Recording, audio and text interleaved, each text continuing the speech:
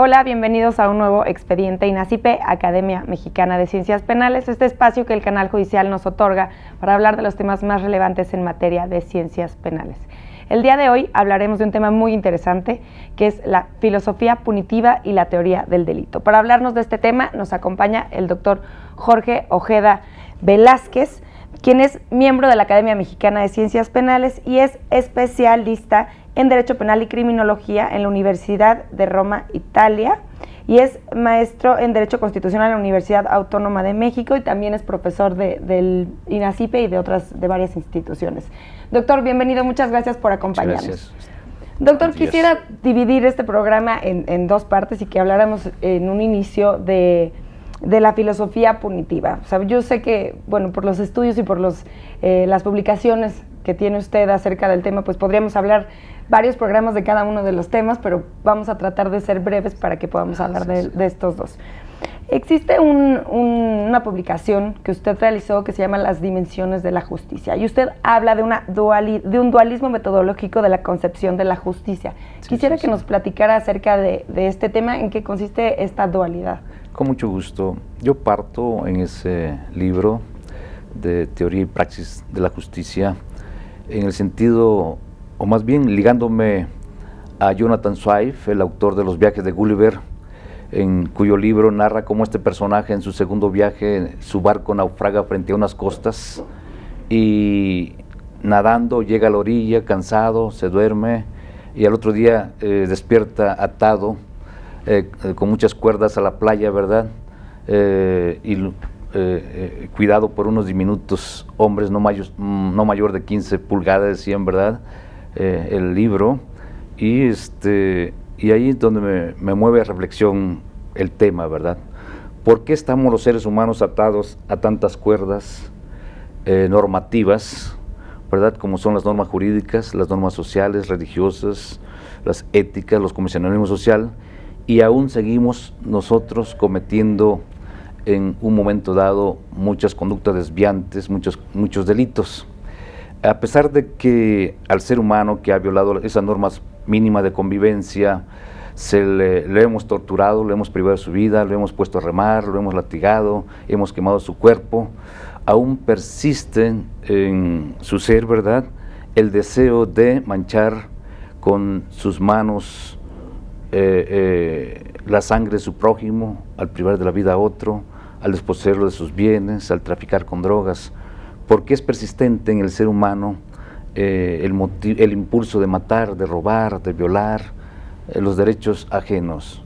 Bueno, eso también me llevó a reflexionar en un momento dado de que estamos hechos en un momento dado por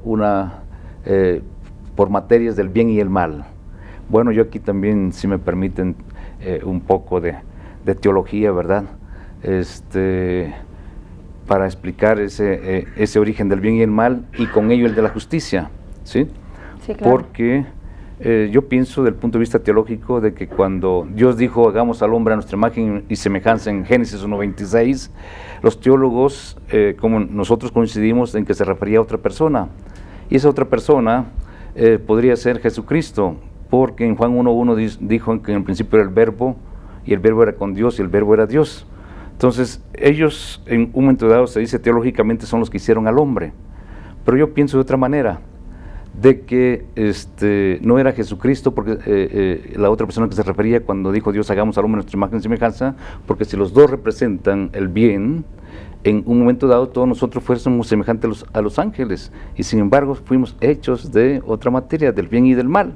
Entonces pienso teológicamente que quien estaba al lado de Dios era el ángel Luzbel, ¿verdad? El de la luz bella, que después por su hermosura se convirtió en soberbio y fue degradado, desechado, ¿verdad? Como se narra allí en Apocalipsis. Entonces, como fuimos creados por estas dos criaturas o creadores universales, en un momento dado, por eso tenemos los genes del bien y el mal que nos impulsa a cometer conductas desviantes, ¿verdad? O criminológicas.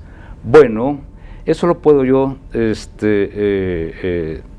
también vincular a otro principio sociológico que es el de Durkheim, que en un momento dijo que el delito es un hecho social, un hecho natural que ha perseguido al hombre, digamos, desde Caín y Abel. Desde los inicios, sí, desde los inicios, ¿verdad? Y seguirá existiendo. Entonces, ¿cuál fue el designio que tenemos, el designio de Dios respecto del hombre? Esa lucha de los contrarios entre el bien y el mal, ¿verdad? Para buscar el perfeccionamiento de nuestra vida aquí en la tierra, y con ello el de buscar la justicia, porque la justicia para mí, no quise repetir la frase del digesto, ¿verdad?, que es dar a cada uno lo que le corresponde, ¿verdad? Sí. Yo pienso que la justicia es la búsqueda del perfeccionamiento del ser humano aquí en la tierra, ¿verdad? También ahí en la definición de justicia pues existen varias y a través del tiempo se ha ido modificando, pero todavía no hemos podido llegar como... Es un concepto temporal que cambia conforme van cambiando los tiempos, ¿verdad? No es el mismo concepto de San Agustín, de Santo Tomás, de todos los laicos que en un momento dado nos han precedido, y ahora Dworkin que está hablando sobre ese tema, ¿verdad? Bueno, yo parto de ahí, que el origen del bien y el mal nos lleva a ese perfeccionamiento, a buscar la justicia. ¿Y dónde podemos encontrarlo? Entonces, hay un método dualista implantado por Descartes en 1640 y tantos, ¿verdad? Y pensamos de que hay situaciones conceptos que pertenecen a un mundo ideal, ¿verdad? A las ciencias formales, pertenecen al mundo de las ideas, al mundo abstracto, a la norma jurídica. Sí, nuestro público podrá verlo en el cuadro que se está presentando. Exactamente. Me gustaría que proseguir sobre ese tema, ¿verdad? Entonces, en el mundo abstracto está la norma.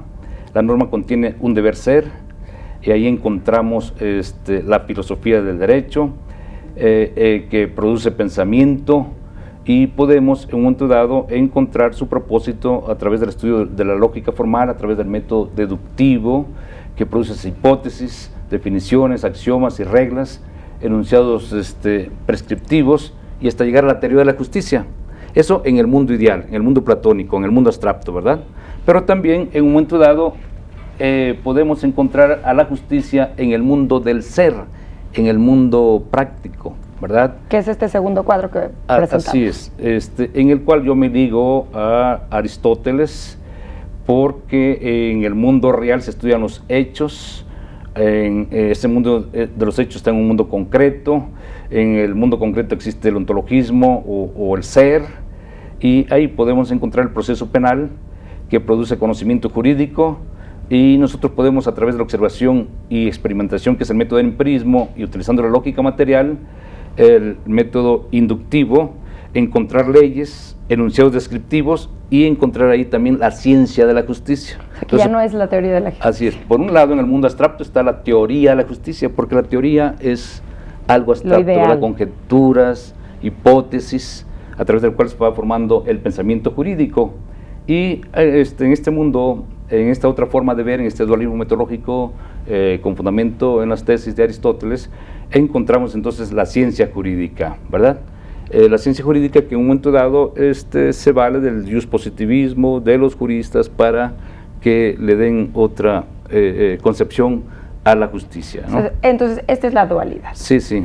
Quisiera que nos platicara ya de cuáles son las que usted considera dimensiones de la justicia. Sí. Bueno, aquí siguiendo, en estos momentos yo me encuentro en esa reflexión profunda de cómo unir el mundo de la justicia abstracta, el mundo ideal de la justicia, con el mundo concreto.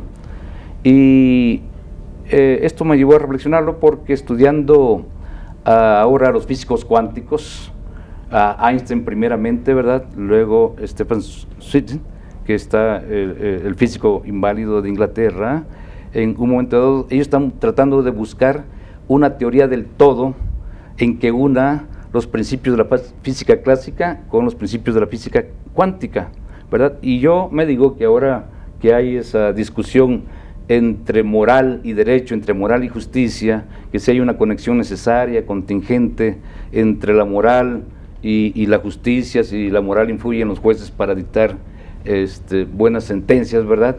yo me pregunté, bueno, ¿por qué nosotros, los teóricos de las ciencias sociales, no hacemos igual como los físicos clásicos, los físicos cuánticos, ¿verdad?, de unir todas las teorías en una sola, como lo están haciendo ellos, los principios de la gravedad, de la electromagnética, de la fuerza nuclear débil o fuerte, y aquí nosotros unir todas esas cuerdas sociales a que estamos atados, unir las normas jurídicas, los convencionalismos sociales, las normas religiosas, éticas y todo tipo de normas que en un momento dado atan al hombre a esa playa social y del cual no lo logra alejar de la tentación de cometer delitos. ¿Por qué no unimos todas esas normas en una sola, formando una teoría de la unión?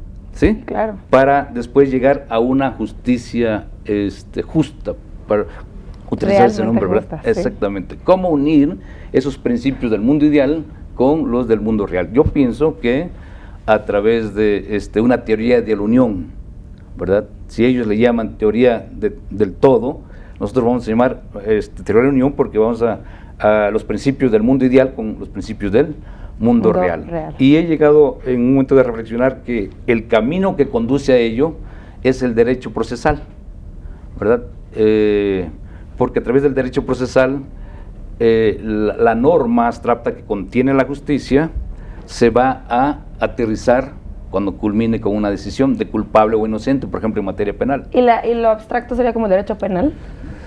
Bueno, eso me sirvió a mí para decirles a ustedes, utilizando este dualismo metodológico, de que en mi profesión, cuando empecé como Ministerio Público, me asignaron inicialmente a la delegación de Coajimalpa, que en los años 70, pues era un pueblo semi-urbano, sí, ¿verdad?, en el cual yo les quiero decir a ustedes de que en los tiempos de seca, en los tiempos de no agua, de no lluvia, casi no levantamos, no iniciamos ninguna abrigación previa, ¿sí? Y en los tiempos de agua, pues como la carretera sinuosa, la antigua carretera a Toluca era muy sinuosa, recogíamos constantemente cadáveres o damos fe de los choques y las acciones que suceden ahí. En tiempo en que no levantamos ninguna abrigación previa, yo mantenía mi código penal en el cajón de mi escritorio y ahí observé por esa inanición de que se levantara o no se levantara una abrigación previa, se iniciara o no se iniciara, el delito de homicidio, el delito de despojo, que eran los delitos que más frecuencia se cometían ahí, permanecían, ¿verdad? Permanecían vigentes. En cambio, en tiempo de agua, cuando ya iniciamos averiguaciones previas, ahí íbamos por los cadáveres, los colocamos en el semáforo, ¿verdad?, local, nos damos cuenta que había otro tipo de delito, un delito hecho concreto, un delito que nos obligaba en un momento dado a consignar la averiguación previa a los juzgados competentes, ¿verdad? Y me puse a reflexionar, bueno, si yo no levanto si no inicio ninguna averiguación previa y en mi código permanece el delito de homicidio o cualquier otro delito de robo, ¿verdad?, o cualquier otro delito ahí previsto en el Código Penal, ¿por qué no le llamo a este delito que está, sin que se viole, ¿verdad?, en la norma penal, delito institución jurídica o instituto jurídico? Porque está siempre permanente. Y cuando en un momento dado yo iniciaba la elección previa y consignaba a los juzgados correspondientes, ya aparecía el delito hecho concreto. ¿Sí? Me voy a quedar con esta idea, porque también podría ser como un puente para pasar al tema de la teoría del delito, pero tenemos que hacer una pausa, doctor, claro, pero continuamos. Gracias. Al auditorio, por favor, continúen con nosotros, estamos en Expediente INACIPE, Academia Mexicana de Ciencias Penales.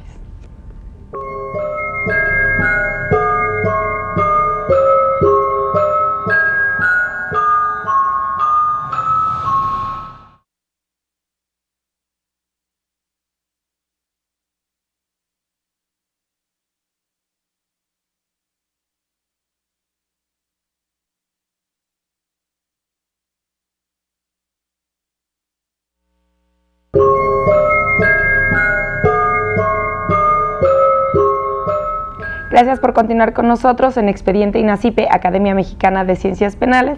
Les recuerdo que pueden estar en contacto con nosotros a través de los números de teléfono que aparecerán en sus pantallas y nuestro Twitter, que es @expediente_. Los invito a seguirnos y darnos sus comentarios y sugerencias acerca del programa. El día de hoy estamos hablando de la filosofía punitiva y la teoría del delito. Doctor, estábamos, antes de irnos al corte, hablando de cómo puede existir el delito institucional y el delito hecho, ¿no? ¿Podría continuarnos con esta idea? Claro que sí. Le digo que utilizando ese método dualístico, ¿verdad?, inventado por Descartes, yo descubro en mi vida profesional de que existe un delito abstracto y un delito concreto, ¿no? Y ahí el problema que han tenido los teóricos del derecho penal es que han confundido del delito en abstracto con el delito en concreto, y han elaborado una teoría del delito, ¿verdad?, que ya el nombre tiene una falacia antinatural, ¿sí? Porque si es teoría, como en un momento dado, y el delito es un hecho fáctico, un hecho concreto, como poder mezclar, ¿verdad?, esos dos conceptos que pertenecen al mundo del deber ser y del ser, ¿no? Y en este tercer capítulo de su publicación, en el que habla de las dimensiones de la justicia, yo quisiera recalcar o que nos pudiera aclarar por qué hablar de las dimensiones y cuáles son. Bueno, como mi propósito en ese libro de filosofía punitiva es unir los métodos de las ciencias exactas con las ciencias sociales, aunque como ya acabamos de escuchar y ver en los cuadros, ¿verdad?, se utilizan diferentes métodos: la lógica formal para las ciencias sociales, la lógica material para las ciencias exactas, el método deductivo para las primeras, el inductivo para el final. Yo, como sujeto conociente, me puse en medio a la justicia como objeto epistémico, y hice como los físicos, lo vi como un objeto y lo vi en una primera dimensión. Por eso hablé de la dimensión de la justicia, ¿verdad? Del punto de vista histórico, dividí en un momento dado en edades, en periodos y en etapas en que ha existido la justicia. Se puede medir así. Como también tú comentaste, ¿verdad?, al principio, que la justicia se ha visto de diferente manera, ¿no? Con Sócrates, por ejemplo, Calícles en un momento dado sostenía el hecho de que es justo que el hombre fuerte reine, se imponga al más débil, como los estados fuertes al más débil, un derecho naturalístico, ¿verdad? Y ahora vemos la justicia de otra manera. Entonces, yo, para analizar ese objeto epistémico que es la justicia, en un momento dado dividí en una primera dimensión, que es la dimensión histórica: pasado, presente histórico y futuro de la justicia. ¿Cómo fue en el pasado, verdad? Ahí observábamos en un momento dado a la justicia impartida por los sacerdotes. Había una justicia divina, se creía que Dios era el que mandaba el castigo y los sacerdotes eran los que los ejecutaban. Hubo otra segunda etapa en el que la justicia divina es otorgada a los hombres y surge la venganza privada. Que es ojo por ojo, ¿no? Sí, eso. El exceso en la venganza privada originó un periodo en que la justicia se arreglaba a través de una composición, se le ponía precio a la carne. ¿Y esto ya visto como penas? Así es, ya son sanciones de verdad, pero de las diferentes formas de ejecutarse. Se le ponía precio a la cárcel en ese periodo, y finalmente la justicia pasa a manos de la sociedad, y de la sociedad ya al Estado, quien monopoliza el uso de la fuerza y el uso de las instituciones para implementarse la justicia. Y para cerrar con este tema de la dimensión, esa es la primera dimensión, ¿no? Y en una segunda dimensión, si me permites, sí, claro, yo avisoro, igual también como un objeto, a la justicia como un objeto epistémico, y veo su profundidad, no ya su longitud, ¿verdad?, sino su profundidad. Y yo advierto que en el legislador, al hacer las leyes, también implanta su justicia. El juzgador, al aplicar las leyes, implanta su justicia, y el administrador público, al ejecutar las leyes, las sanciones, también hay una otra forma diferente de verlas. Entonces veo qué tan profunda es, ¿verdad? Porque aquí surge, en esta filosofía punitiva, ¿en dónde está la justicia? surge una pregunta, ¿verdad? ¿En dónde está la justicia? ¿Está en las leyes? ¿O el juez aplica justicia? ¿O cuando se ejecuta la pena de prisión es cuando en un momento dado existe la justicia? ¿Sí? Yo quiero partir de este hecho. Fíjese usted de que hasta el año 2009 el artículo 194 establecía como penas de 10 a 25 años para quien comerciara estupefacientes. Nosotros los juzgadores en un momento dado nos dolía el corazón no poder hacer nada por aquellas personas que en su concepto de violación y a través de sus abogados nos alegaban en los tribunales colegiados penales, ¿verdad? Que mejor hubieran matado a una persona y se le hubiera impuesto una pena mínima de 8 años, porque así es el tipo penal, quien priva de la vida a otros se impondrá sanción de 8 a 20 años, que no vender una grapa de cocaína, porque el tipo penal 194 antes del 2009 era de 10 a 25 años. ¿Se imagina usted la desproporción en la protección de esos bienes? Vender estupefacientes, la pena mínima son 10 años y una vida. Privar de la vida son 8 años, ¿no?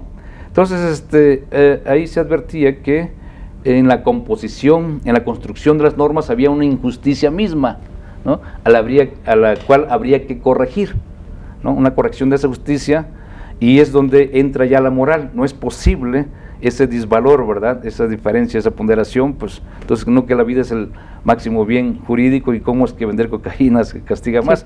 O en los años 80, en que robar un vehículo en la vía pública era 10 años y la privación de la vida, lo mínimo era 8 años, ¿no? Entonces había esa desproporción. Entonces dice, ¿en dónde está la justicia? ¿En la ley o el juez aplica la justicia?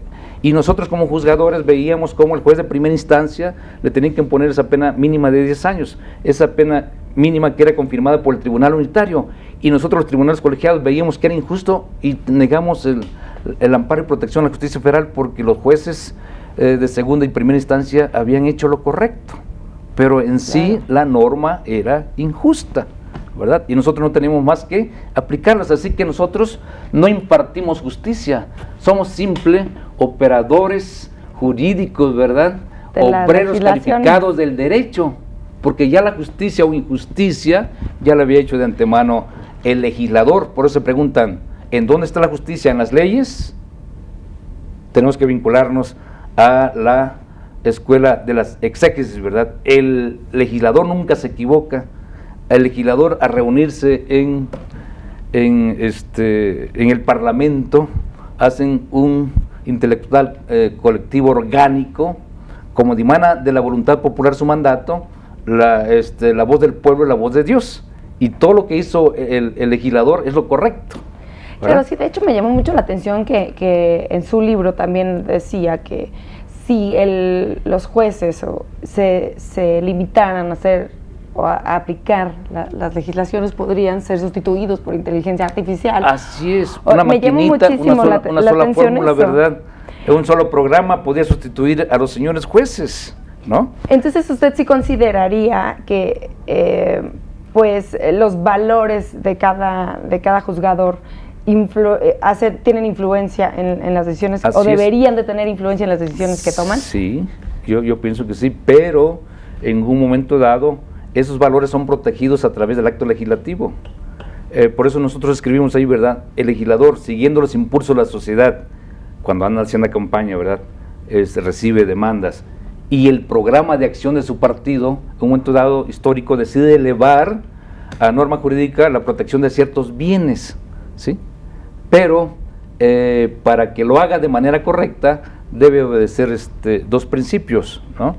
Que debe haber proporcionalidad en los mismos, y también en un momento dado otro principio que debe observar para que haya una ley justa, para que exista una ley justa, como la ejecución, ¿no? de la pena y la racionalidad también, así menciona. Así es, deben ser racionales y proporcionales, ¿verdad? Esos dos principios que se van utilizando. Y primeramente el legislador, y vuelvo otra vez, al juzgador no le queda más que moverse dentro de ese arco punitivo que de antemano ya le implantó el legislador. Entonces ahí nosotros nos sentimos como obreros calificados del derecho. No puedo ir ni más acá ni más allá de la norma jurídico penal, porque de otra manera incurriría yo en responsabilidad penal. No puedo dejar libre a una persona porque, aunque vea que la ley es injusta, ni tampoco imponerle una pena inferior a la mínima, ni superior a la máxima, aunque yo tenga cuestiones metajurídicas para implementarlas. ¿Y cuál consideraría usted o creería usted que es el correcto, que sería el futuro de la punibilidad? O sea, lo que sería lo correcto, lo ideal, sí, o lo que debe de ser. Bueno, yo le doy mucha importancia al legislador, porque su representación viene del pueblo, ¿verdad? Y en un momento dado es el pueblo el que decide qué conductas causan mayor alarma social y le exige a sus legisladores que lo eleve a categoría de norma jurídico-penal, de un tipo que elabore un tipo penal para proteger sus bienes jurídicos, ¿verdad? Pensando que a través de ellos la gente se va a disuadir de cometer delitos, pero como dijimos hace un momento, la lucha de los contrarios, la lucha del bien y el mal es lo que hace en un momento dado girar a la historia. Y pongo siempre el ejemplo en clases de los narcotraficantes, ¿verdad? Ellos ya tenían su recámara llena de dólares, ¿no? 2, 3 recámaras, y bien pudieron haberse retirado a alguna parte de México, escondidito ahí en el mar, y estar pellizcando su dinero. Sin embargo, algo tenemos por dentro, que es, la iglesia le llama un pecado capital, aquí nosotros lo conocemos de otra manera en psicopatología criminal, ¿verdad?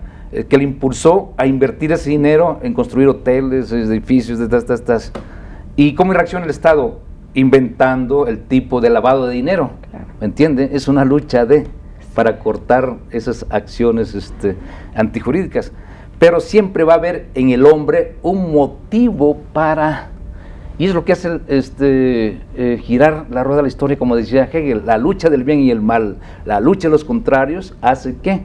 Y la justicia es el que va perfeccionando ese camino. Trata de alinearlo. Así es, efectivamente, por eso en lo particular sostengo que la justicia nos lleva a nuestro perfeccionamiento de justicia de la vida aquí en la tierra. Para eso sirve. Doctor, quisiera que ahora sí ya pasáramos de lleno, ya mencionamos la teoría del delito hace un rato, y nos estaba mencionando cómo es que pues no está correctamente definido teoría del delito. Pero antes de esto quisiera saber cuáles son las definiciones que hay de teoría del delito para que el auditorio que no sabe qué se considera teoría del delito lo pueda entender. Tanto los venerables maestros italianos como alemanes, ¿verdad?, han colocado la teoría del delito como una parte de la ciencia jurídico-penal. Teoría de la norma, teoría del delito, teoría de las penas y medidas de seguridad, ¿no? Pero lo que nosotros tratamos es de reabrir una nueva concepción a través de estos métodos dualísticos, ¿verdad?, en la dogmática jurídico-penal. Decir con todos respetos que los venerables maestros italianos y alemanes se han equivocado, ¿verdad? Porque cuando se habla de teoría del delito se habla de un concepto general, abstracto, ¿verdad?, permanente, y cuando se habla de delito estamos hablando de un hecho concreto que sucede en la vida real, que es temporal y particular. Entonces son dos métodos totalmente diferentes. Esto ya la Academia Mexicana de Ciencias Penales, la maestra Olga Islas de González Mariscal, llevó en los años 80 a elaborar este tipo de posición. Lo único que yo he hecho es pasar a un grado superior, diciendo de que estos venerables maestros italianos y alemanes se equivocaron porque cuando hablan de teoría del delito lo hacen refiriéndose al delito hecho concreto y no al delito en abstracto que, como hace unos momentos había adelantado, ¿verdad?, descubrí siendo Ministerio Público en esos días en que no levantaba ningún acta, no había ninguna acción previa. Sin embargo, yo tenía mi código penal en el escritorio y el delito de homicidio, el delito de despojo, el delito de robo que seguía existiendo ahí. Se violara o no se violara ese día la norma jurídico penal, ¿no? Y cuando era el tiempo de agua, pues surgía el delito hecho concreto, cuyos delitos, cuyos elementos son totalmente diferentes y cuyos enlaces se hacen en mundos totalmente diferentes. De ahí que vuelvo a insistir, cómo unir la justicia ideal con la justicia concreta, ¿no? ¿Sí? La teoría con la práctica. Entonces, yo pensé, y como van a ver ustedes en esta tercera gráfica, ¿verdad?, de que en la norma jurídico penal que tenía yo guardado en mi escritorio, mi código penal, en la norma jurídico penal existe el delito, institución jurídica, ¿sí? Pero la norma jurídico penal está compuesto de tipo más punibilidad o tipo más sanción, y de acuerdo con lo que aprendimos año de preparatoria en la lógica, ¿verdad? La contradicción de la contradicción, de ahí obtuve que norma penal se tacha, norma penal que se tacha, y encontramos que el delito, institución jurídica, está compuesta de tipo más punibilidad. Y en el tipo encontramos los elementos del delito abstracto, del delito que está en la norma. Y para mí el principal elemento es el bien jurídico tutelado, ¿verdad? El sujeto activo, el sujeto pasivo, el núcleo del verbo típico y las circunstancias de modo, tiempo y lugar en que se realizó el delito, además de ya la punibilidad. O sea, para usted estos son 5 elementos, sí, son sí. los que serían... los elementos que debe estudiar la teoría del delito, porque la teoría pertenece al mundo abstracto, y mi norma, ¿verdad? Jurídico penal, que prohíbe el de robo, el de homicidio, el de despojo, está en el mundo de la abstracción, ¿no? Claro está. ¿Qué diferencias existe, por ejemplo, entre estos 5 elementos y los elementos que ya tienen establecidos? ¿Cuáles son los que ahora están generalmente aceptados? Sí. Por lo general, tanto la dogmática jurídico penal italiana como la alemana coinciden que 3 son los elementos principales, ¿verdad? La conducta típica, la antijuridicción y la culpabilidad. Pero eso, ¿dónde sucede? ¿Dónde son juicios de comparación y de atribución? ¿En dónde sucede? En el proceso penal. Claro. En el proceso penal el juez dice, de acuerdo con estas pruebas, la conducta es típica. De acuerdo con estas pruebas, no hay ninguna causa de justificación que exima de responsabilidad y de acuerdo con estas pruebas, el sujeto era imputable, tenía conocimiento del injusto y se le era exigible tal conducta. Y esos elementos se realizan en el proceso penal. Por eso decía yo en años pasados de que en el Código de Procedimientos Penales debería haber un capítulo de cuerpo del delito y responsabilidad, y ahí estudiarse lo que equivocadamente los maestros alemanes e italianos han estudiado en la teoría y no en el proceso penal, porque el proceso es el mundo concreto. Sí, son los hechos reales. Y más profundamente en la filosofía punitiva, a mí me ha llegado a pensar precisamente que a través de estas teorías de la unión, para mí el proceso únicamente va a ser el camino para llegar a la justicia concreta, porque puede ser de que ese proceso penal termine con una sentencia de inocente o bien con una de culpabilidad, así que todavía no aterriza, a pesar de que el Ministerio Público ya consignó, a pesar de que el juez dictó acto de sujeción a proceso, ¿verdad?, de vinculación a proceso, hasta en la sentencia, no culmina si no es impugnada a través del recurso de apelación, si no es atacada a través del recurso de casación, como es el amparo directo, ¿verdad?, y es ahí donde ya se concretiza la justicia en el mundo real. Claro. Entonces el proceso nomás sirve como un cable eléctrico que conduce a, sí, claro, pero todavía no es la justicia. Pero no es. Hasta que el juez dicta una sentencia es cuando ya se atribuye a cada quien lo suyo, ¿verdad? Para que vayamos como entendiéndolo por pasos, ya que nos hablaba del tipo penal, que se reconoce como como una de las características del delito, ¿no? Uh-huh. Usted hace en su publicación una diferencia entre tipo y tipicidad. Quisiera que nos explicara la diferencia en la que se refiere en este escrito. El tipo pertenece al mundo abstracto. Es el delito en sí, la norma jurídico-penal, la norma prohibitiva, ¿verdad?, que prohíbe la acción o determinada omisión. O sea, el tipo es el delito, descripción del delito. Así es. Qué bueno que te gusta el derecho penal. Bueno, y la tipicidad es la adecuación de los hechos al tipo que se realiza en el proceso penal. ¿Entiende? Entonces, no es lo mismo tipo que tipicidad. ¿No? Y está mal aplicado entonces. No, más bien deberíamos colocar los puntos sobre los íes y decir el tipo pertenece al mundo abstracto, a mi teoría del delito, institución jurídica, y como te decía, ¿verdad?, el delito está en la norma penal, el delito, institución jurídica. La norma penal contiene tipo más sanción. Hacemos la conclusión, experiencia mayor, experiencia menor, los contrarios se tachan, delito, institución jurídica igual con tipo más punibilidad. Entonces, el tipo es el delito mismo, ¿me entiendes? Sí, claro, es el delito. En mi teoría del delito, institución jurídica. Sí, en su teoría también te hace algunas observaciones acerca de la antijuricidad, de las que quisiera que me platicara regresando del corte, porque tenemos que hacer una pausa. Ok, claro que sí. Al auditorio, por favor, continúen con nosotros. Estamos en Expediente INACIPE, Academia Mexicana de Ciencias Penales.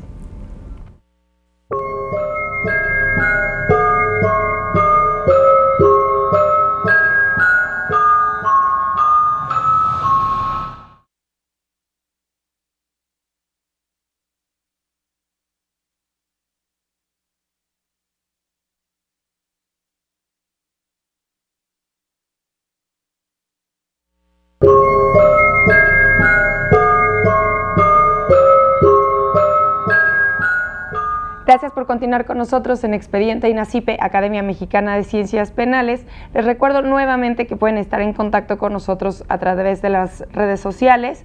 Nuestro Twitter, que es @expediente_. Los invito a seguirnos y darnos sus comentarios y sugerencias acerca del programa. El día de hoy estamos hablando de la filosofía punitiva y la teoría del delito. Doctor, quisiera que nos platicara acerca de sus observaciones, mismas que se plantea en su forma de ver el delito y la teoría del delito, sobre la antijuricidad. Sí, bueno, un pequeño esbozo histórico en cuanto a que para los italianos la antijuricidad no es parte, no es un elemento del delito, porque es el delito en sí, el quid del delito.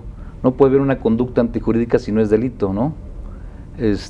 Y son los alemanes los que inventaron ese tercer elemento, que la conducta sea típica, antijurídica y el autor responsable. Bueno, la antijuricidad, desde el punto de vista formal, los italianos tienen toda la razón, porque no se podría decir de que un delito no es antijurídico, ¿verdad? Sí, claro, bueno, sí sería como un pleonasmo, ¿no? Así es la esencia misma, es el quid del delito, pero hay que verlo desde el punto de vista objetivo, así lo ven los alemanes, por eso ellos hablan de una antijuricidad material, de una antijuricidad objetiva, que es la contradicción, ¿verdad?, del hecho a la norma jurídica. Entonces, usted no incluye en sus 5 elementos la antijuricidad. No. Está bien jurídico, el sujeto activo, el sujeto pasivo, el núcleo tipo, que me imagino que sería... el verbo, no privarás de la vida, no desapoderarás de bienes, las prohibiciones. Claro, ya son de la acción. Sí. Y la punibilidad. Y bueno, pues hablando de la punibilidad, quisiera que nos platicara, bueno, como último elemento de su teoría, acerca de la punición y el control de proporcionalidad. Bueno, como tú recordarás, la punición es el acto a través del cual el juzgador en un momento dado emite una decisión, hace que el momento en que se reúne en su mente toda su experiencia de vida, jurídica, criminológica, y emite una decisión deontológica, ¿verdad? Que es muy importante, el de juzgar a su semejante bajo ciertos valores. Bueno, pero nosotros los juzgadores tenemos ataduras hechas por el legislador, ¿verdad? Para la iniciación de las penas debes tomar en cuenta estos elementos, ¿verdad? Hay ciertas circunstancias objetivas del evento que lo pone uno en, metafóricamente en la balanza de la justicia, en la balanza, en el platillo izquierdo, y los elementos subjetivos. Y va a haber, igual como sucede en las balanzas romanas, cuando tú vas al tianguis los sábados, ¿verdad?, una aguja que te va a ir balanceando si ese grado de culpabilidad es mínimo, ligeramente superior a la mínima, equidistante entre la mínima y la media, etcétera, ¿verdad?, hasta llegar a la máxima. Esos son los elementos. Pero ese artículo a nivel, por ejemplo, federal, o el 72 a nivel local del Código Penal respectivo, no le dice al juzgador en qué sentido debe tomarlo, si para agravar o para atenuar las penas, ¿verdad? Entonces, el juez, con su experiencia de vida, en un momento dado se va asumiendo en su mente todas las circunstancias subjetivas y objetivos del evento que aparecen en la versión previa, que aparecen ya en el proceso, y emite una decisión. Y para que sea proporcional ese acto de punición, es lo que tú comentabas hace rato, que advertiste, ¿verdad?, de que el juzgador debería utilizar ciertos modelos, ciertas aplicaciones, y a mí me parece más justo el método matemático, porque la punición, el arte de castigar, debería ser tan diferente cómo diferentes somos los seres humanos, ¿verdad? Un mismo hecho puede ser cometido por dos jóvenes, pero la forma de participación hace diferente las sanciones, ¿no? Bueno, y aquí también aplica un poco lo de las agravantes y todo, o sea, el estudio casuístico de cada evento o cada delito. Ajá. Bueno, por eso decimos de que debe ser proporcional al grado de culpabilidad de cada sujeto. Y la culpabilidad es igual como diferente a la personalidad del sujeto, ¿no? Bueno, la culpabilidad en un momento dado, los juzgadores la tomamos en cuenta para punir correctamente, pero vuelvo a reiterarte, hay dos tipos de métodos, de punirlo matemáticamente por grados, como te decía, ¿verdad? Que para mí es lo más correcto, utilizando, por ejemplo, si la sanción va de 8 a 20 años, hacer un programa de tal manera de que ese arco punitivo de 8 a 20 son 28, entre 2 son 14 la media, dividir todos los puntos en grado, utilizar un programa cibernético, ¿verdad? Sí. Para que cuando el juez vaya colocando ciertas circunstancias de un platillo de la justicia y ciertas circunstancias subjetivas del otro, ese programa vaya en un momento dado graduándose matemáticamente así por grado. Eso sería para que el juez no pudiera aplicar su libertad discrecional, ¿verdad? Erróneamente, porque con esos parámetros que se utilizan ahora, ligeramente superior a la mínima, es una abstracción que puede en un momento dado mandar a la cárcel un día más a una persona, como 6 meses, 8 meses, o como se dijo en alguna ocasión, ¿verdad? 6 meses con 18 días si no hace uno bien las cuentas. Entonces, por eso el método matemático por grados para mí es muy importante, porque acerca más a la justicia a la punición del hombre delincuente, ¿sí? Porque utilizar fórmulas abstractas como cercana a la media, sí, ya cercana, te digo, ¿no? Nosotros que hemos trabajado en los reclusorios y que hemos estado no privados de la libertad, sino trabajando con ellos, vemos que para los presos un día de su vida es insoportable, pues destruye su alma, y acumulándolo a quincenas, a meses, a años, el ser humano regresa de las prisiones totalmente destruido y a construir una nueva vida, ¿no? Por eso, repito, lo más cercano a la proporcionalidad es a través de un método matemático y no a través de esa libertad discrecional, porque muchas veces implica desde días hasta años y meses más para la persona privada de su libertad. Por eso nosotros hace mucho tiempo, por esa experiencia penitenciaria que tuve en el Cerezo de León, cuando en un momento dado el Tijuana me exigía, era muy de mañana, me aventaba piedritas en mi recámara, y ya cuando me levanté y vi este reloj, eran las 7 de la mañana, estaba un preso condenado ahí diciéndome, oiga, yo ya me tengo que salir, ¿sí? Ya es hora. Porque yo, de acuerdo con la ley de ejecución de pena del Estado de Guanajuato, sacaba a los presos en semilibertades, los sacaba el sábado a las 7 de la mañana y volvían a las 7 de la noche del domingo, y él me decía, ya me tengo que ir, y un poco molesto con el subdirector jurídico, porque no me había dejado en la lista al Tijuana que había salido, me fui al archivo, vi su expediente y vi que pues, tenía razón el subdirector jurídico, porque el Tijuana, además de los 2 años que le había impuesto el juez común por un primer delito, le había aumentado 6 meses más, porque él era su segundo delito de robo. Y yo le digo, oye Tijuana, no puedes en un momento dado salir ahora porque tienes 6 meses más. Y él me reclama, sin ser doctor de la Universidad de Roma, ni de BOM, me dice, pero si esa pena yo ya la pagué. La pagó, como ellos dicen, de punta cola, la primera pena, pues. ¿Cómo es que el juez le impone 6 meses? Es ahí una desproporción. Por eso estamos nosotros en contra de la reincidencia, en contra de la habitualidad, en contra de la profesionalidad del delito que existe en el Código Penal. Entonces, para que también una pena sea proporcional, únicamente se debe castigar al preso por la culpabilidad en ese hecho cometido. Porque el Tijuana, como repito, sin ser doctor en Derecho, decía, esa pena yo la pagué, porque me vuelven a aumentar 6 meses más? Claro. Ellos sienten que estaba algo injusto. Y por eso nosotros, en el 10º Tribunal Colegiado en Materia Penal, dijimos, a través de una jurisprudencia que ganó la contracción de tesis después de 3 intentos, en el Fuero Federal la perdimos, pero en el Fuero Común con el Código de López Obrador 2002 la ganamos, de que los antecedentes penales no se han tomado en cuenta al momento de individualizarse las sanciones. Es ahí donde también se perfecciona la proporcionalidad. Y es en relación directa a la culpabilidad por el hecho cometido. Es que nosotros desde el 94, cuando la generación que tomó ideas del extranjero regresó del extranjero y vino aquí, inició una etapa de 10 años de lucha ideológica y empezó a depurar los códigos penales de todo activo de peligrosidad. Y se reformó ese código en el 93, porque ya para el 1 de febrero, ya el 52 ya había dejado de tomar en cuenta la conducta precedente y nomás quedó la conducta posterior. Pero los juzgadores no se habían dado cuenta. Y seguían juzgando con... Así es, como en base a la peligrosidad social y cuando veían la ficha signalética este cuate, ¿verdad?, en la emisión de las sanciones, y todo lo llenaban con 2 hojas, ¿verdad?, de que en tal año hizo esto, el juzgador, pues, lógicamente pensaba, no, pues este cuate es muy peligroso, hay que apretarle las tuercas, ¿no?